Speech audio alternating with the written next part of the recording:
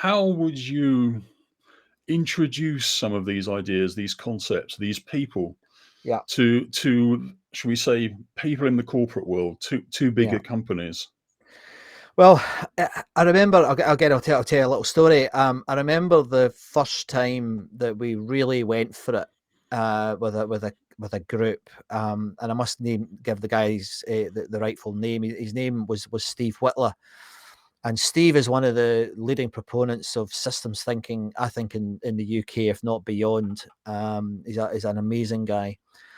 And what we did was we took some of the principles of understanding from the artistic domain. So how does an artist see something? How does an artist form a picture or a piece of music or whatever of something they're observing? And a lot of the time with art, it's observational and then translational. And we basically, I mean, it was amazing, Derek. We had this massive, I mean, how big was it? 2 double-decker buses, absolutely huge wall. And we then put what was it? Like artist canvas on the wall, and then we cut it up into doable, like big A1 type pieces, and we gave it out to the company, and it was a technology company. And Steve took us through a process and saying, right, okay, we're going to come up with this picture of the organization based on it, and they gave us some rules, but you were not allowed to use words and you were not allowed to use data. And we got them to paint the organization. It was absolutely brilliant.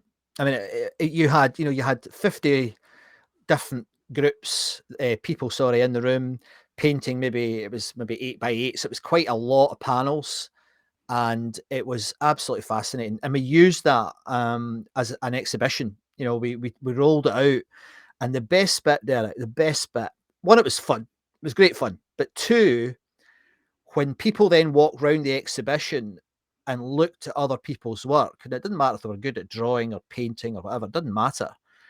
They'd go, what does that mean? Or the first question, most of them said, where am I in that picture? What is that depicting? And that as a conversation starter is utterly amazing. I mean, I've now done a couple hundred of these. I mean, we've done, all over the world, in fact, done these pictures, and it really is powerful. Really, really powerful. So if you're tuning in and you want to see somebody that's good at it, there's a chap called Julian Burton. There's a chap called Steve Whitler. As I said, they are, I think, two of the best people in the country at doing this sort of thing.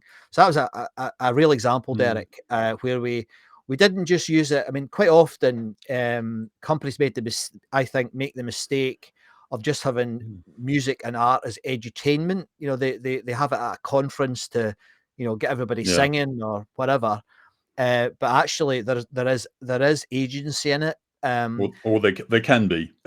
Yeah, they Yeah, can be. Yeah. it's intention.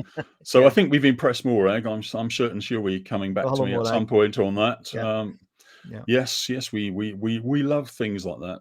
yeah.